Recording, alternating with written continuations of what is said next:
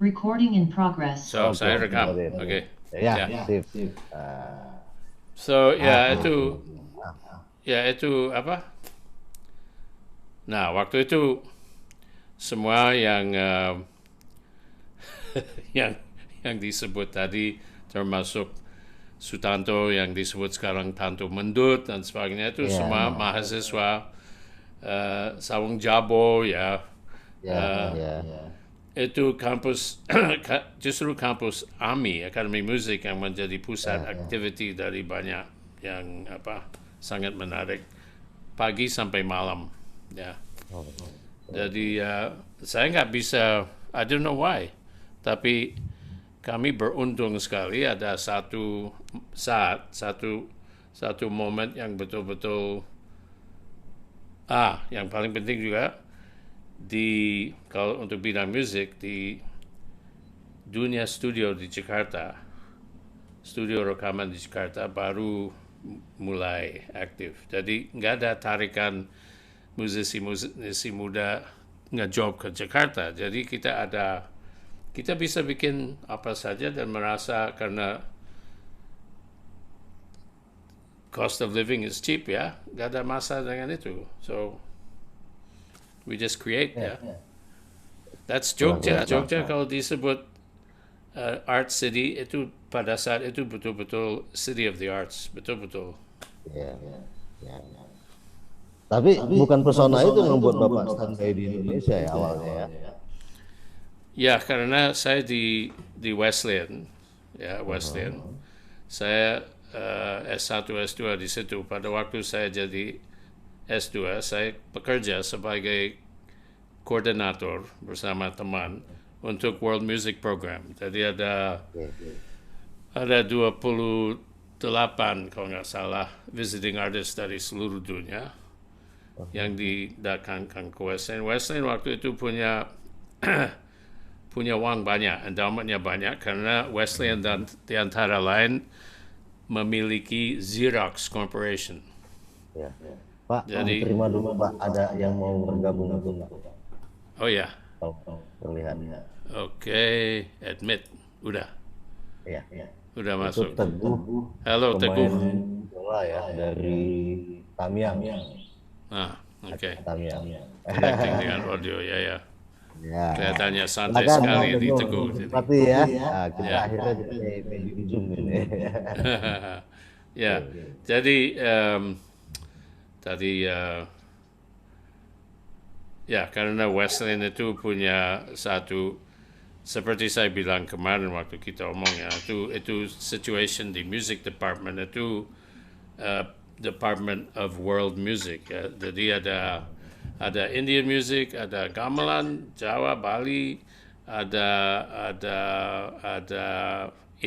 American Indian music, ada Jepang, ada Korea, China, everything ya.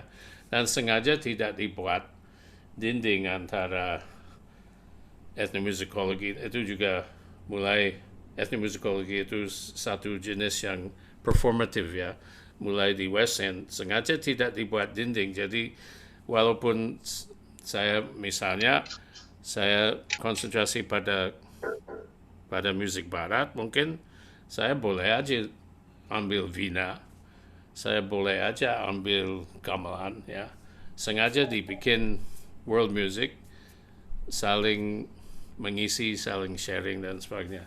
Dan saya selalu bilang pada teman-teman semua yang istilahnya dibesarkan dalam lingkungan itu di West End itu permanently ruined.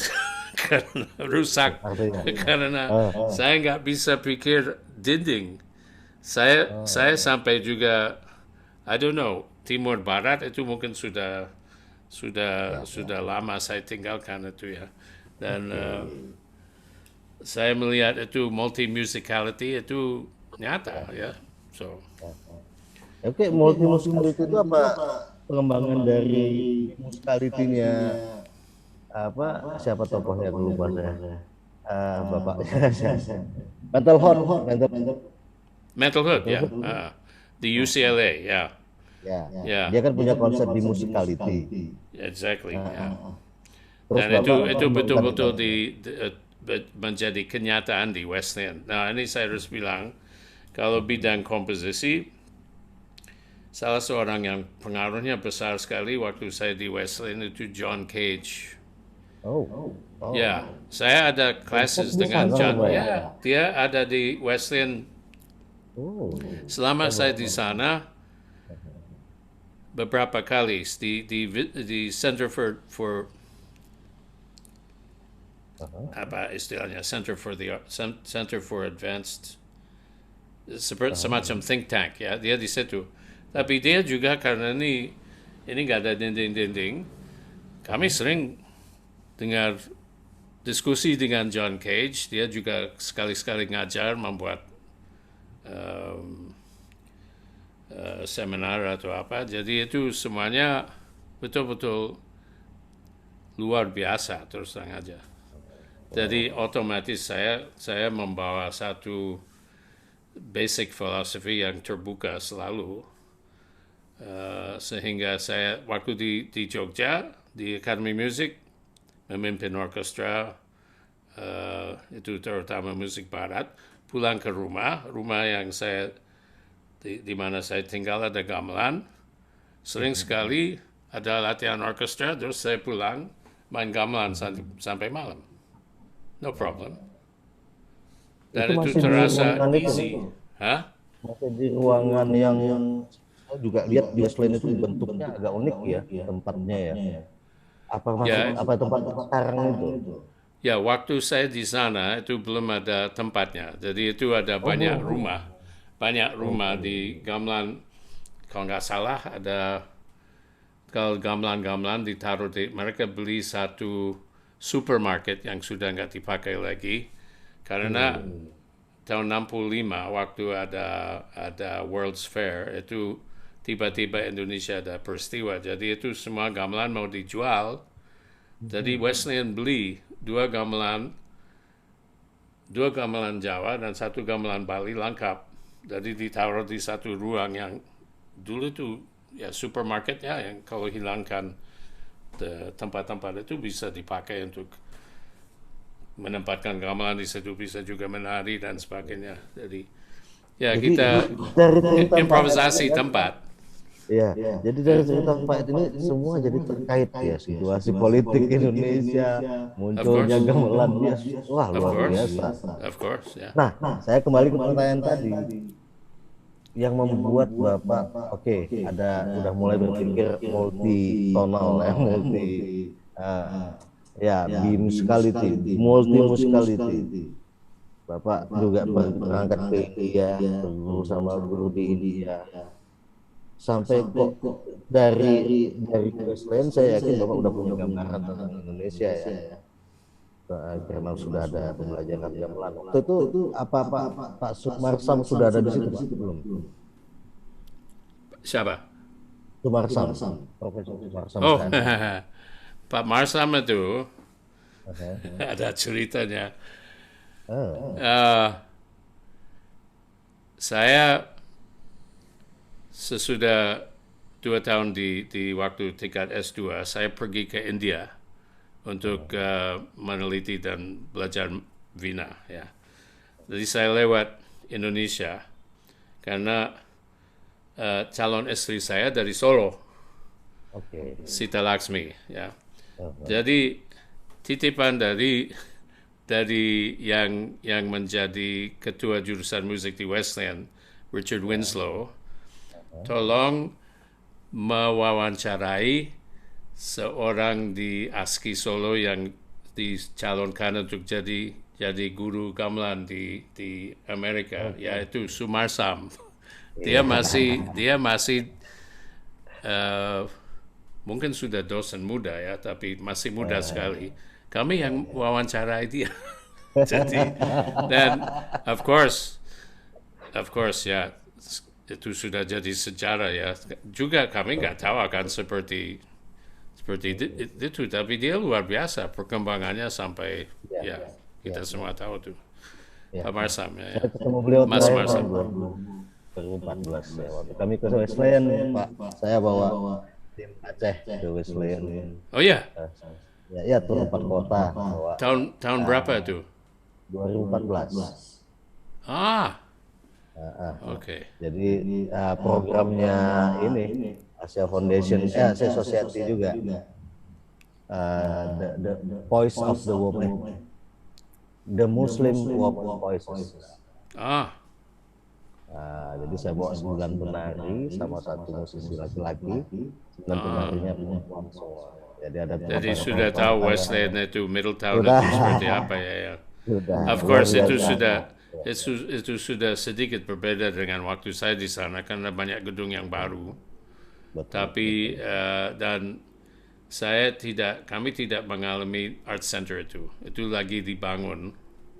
Oke. Kemudian saya pindah ke India itu baru selesai tahun kedua saya masih di. Saya sudah lihat, saya sempat kembali ke West End beberapa kali untuk ketemu temannya. Sekarang banyak yang nggak ada lagi, tapi the art center itu memang luar biasa dan gedung yang dibuat khusus untuk gamelan itu Betul. memang termasuk bagus itu. ya. So Wow. Jadi kembali ke Indonesia. Itu waktu itu oke, ada secara personal Bapak ada rencana perkawinan ya, ada rencana apakah itu rencana bawa pulang ke Amerika atau gimana ceritanya? ya sebetulnya, tapi gimana ya? Mungkin karena saya sudah ingin lihat dunia yang berbeda. Oke. Dan kalau saya, ya itu lagi karena itu saya sudah ada dalam pikiran saya itu ingin tahu ya the context of gamelan misalnya, the real context of Vina, ya karena saya tertarik sekali dengan itu improvisasi ya kalau musik India, di ensemble kalau gamelan ya. Jadi ya akhirnya yang jadi pertimbangan saya itu oke, ini begitu menarik ya. Saya pulang ke Amerika, saya mungkin harus cari pekerjaan ya, ada transisi ya. Kalau istri saya mau ikut aja, dia senang di Amerika, tapi dia juga sangat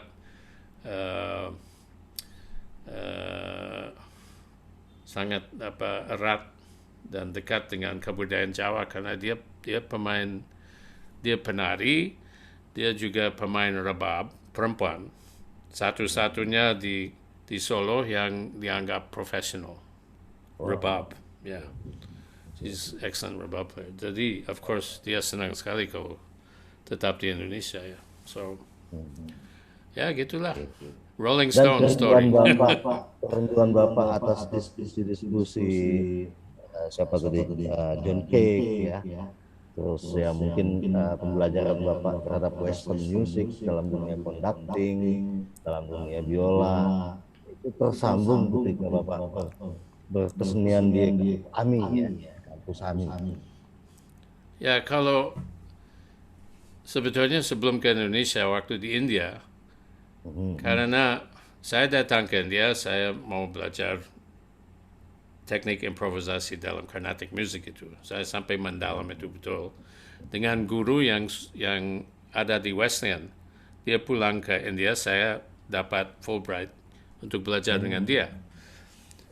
Sampai ke sana di Madras, Chennai ya sekarang, ada beberapa orang. Mereka sebetulnya pemain Carnatic music, violinis, tapi mereka juga main musik barat.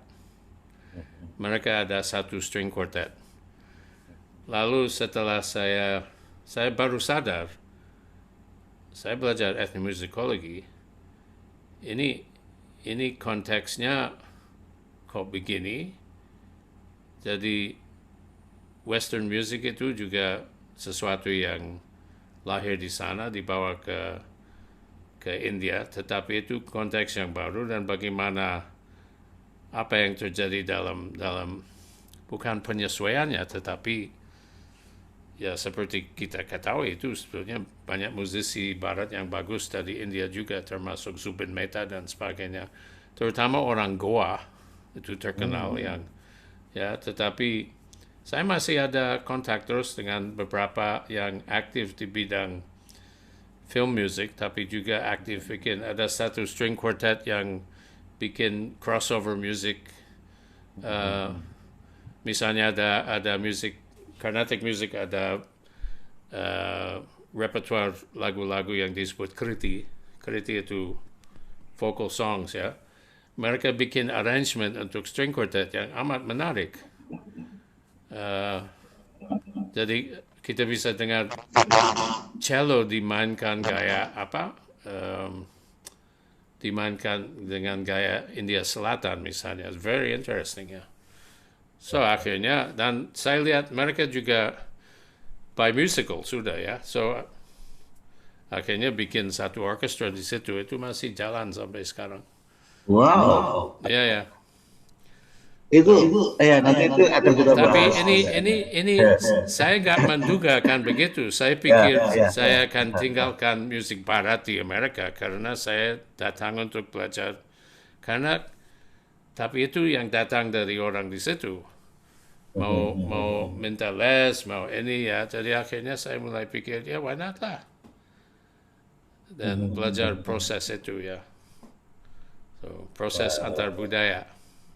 Lintas budaya. Kan? Ya. Oke, jadi waktu di Indonesia sepertinya komunitas yang seperti itu muncul ada di AMI ya. AMI ya. Oke, dan Bapak sebenarnya udah punya pengalaman ya dengan bertemu dengan orang-orang yang by musicality itu ya. Ya, itu saya sudah by musical waktu itu.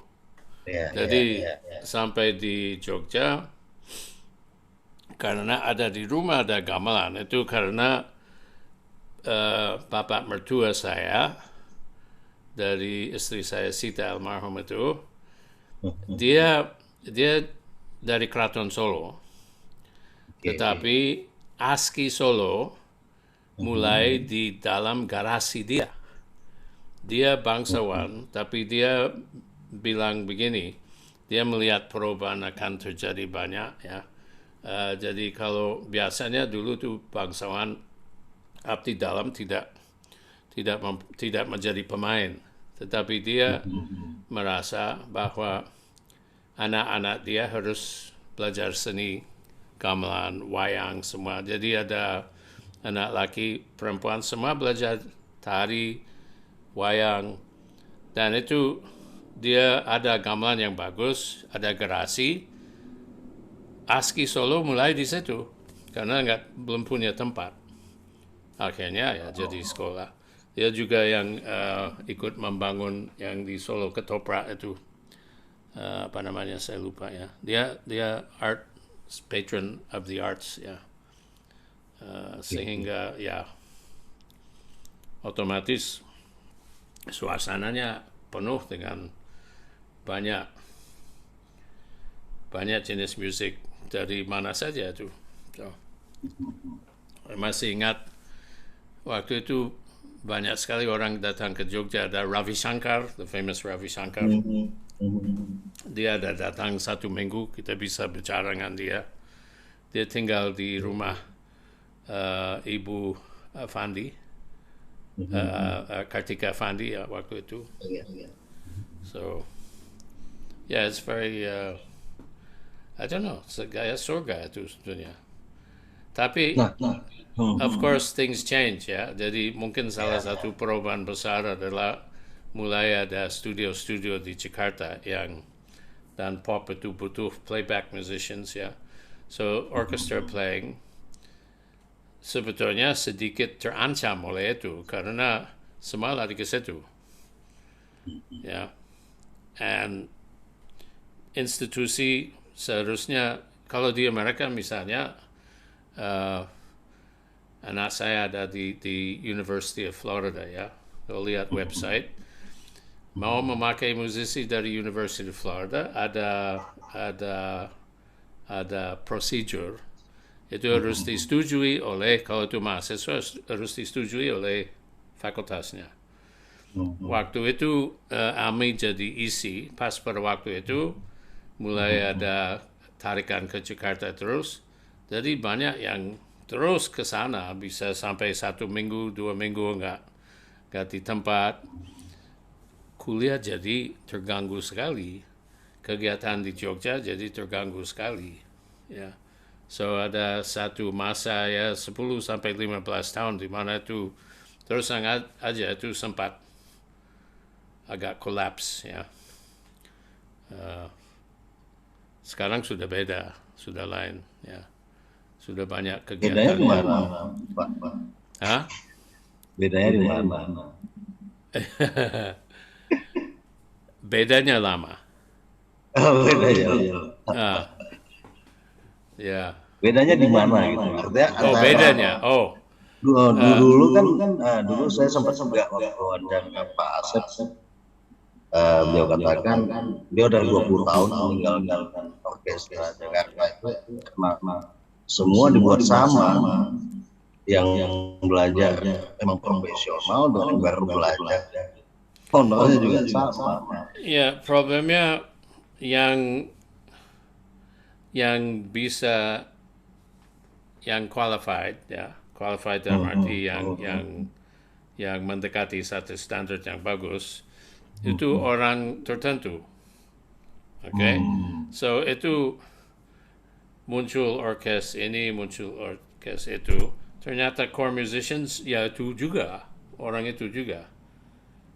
Sehingga dan orkes itu sebenarnya kalau pemain masih muda itu sebetulnya bisa menjadi satu hambatan dalam perkembangannya. Kalau dia main, misalnya biola itu ada dalam satu orkestra ada katakannya 16 pemain biola. Satu yang di tengah-tengah, kalau dia tidak bisa begitu mendengarkan permainannya, mungkin dia main false terus, mungkin dia ada bad habits yang diulang-ulang, jadi sulit dirubah ya. Sehingga itu saya masih ingat sekali ya, Rendra, saya ketemu dengan dia di Jogja, kapan itu? Maybe 2003 ya, ketemu di airport. Dia tanya saya, Ed lagi apa ya? Dulu kita teman di Jogja. Saya bilang saya waktu itu saya dengan Nusantara Symphony di Jakarta. Dia diam sebentar ya. Terus dia bilang, mengapa orang Indonesia selalu mau ke arah orkes, ensemble besar? Orang teater mengerti ini kan. Jadi kalau orang teater itu ada banyak dalam satu adegan, mereka latih itu in small groups, lalu baru ya. Dia mengerti itu. Dia mengerti sekali itu ya. Dia bilang, apa enggak lebih baik kita kembangkan chamber music, grup chamber music yang banyak, yang bagus. Baru gabung itu, mereka sudah skilled musicians, basic skillsnya sudah bagus ya.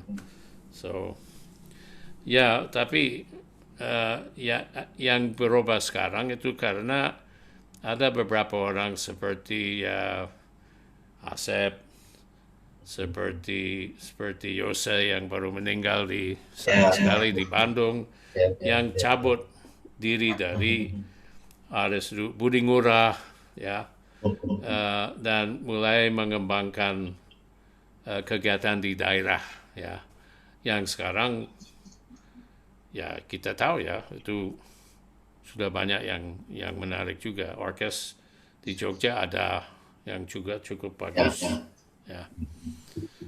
So. Ya. Jadi tadi ada istilah yang Ed sampaikan tadi, skill instrumentalis. Saya penasaran karena kita juga tadi udah menyinggung masalah biasnya Barat Timur. Kita juga bicara bahwa pada faktanya ya secara fisik saja kita berbeda, dunia Barat dan dunia Timur. Jadi apakah kalau kita lihat dari perspektif instrumen misalnya, apakah dia memang lintas kultural, termasuk tadi urusan fisik itu tadi, atau memang orang Barat sendiri mengerti kalau misalnya cello dimainkan oleh orang Indonesia, atau bagaimana? Ini ada satu kejadian waktu saya ngajar orkestra di Jogja yang sangat menarik. Nggak mungkin saya lupakan ini karena ini satu pelajaran yang ya kadang-kadang pelajaran itu datang seketika bang ya. Oke, so ini ada orkestra ya, ini cukup ya mulai cukup bagus itu. Saya lupa waktu itu main salah satu karya yang mereka sampai sekarang sering itu mungkin terlalu banyak dimainkan. Ada satu overtura dari komponis Amerika Aaron Copland, Outdoor Overture. Okay? So ada satu masalah dengan repertoire. Kadang-kadang saya juga merasa sedikit ini ya, karena ada beberapa karya yang saya ajarkan awal sekarang jadi seperti repertoire standar di sana, padahal that's not the point ya. Anyway, ada ada latihan. Itu trumpetnya, brassnya, saya ingin supaya mereka ada attack yang jelas, karena ini musik Amerika itu it's very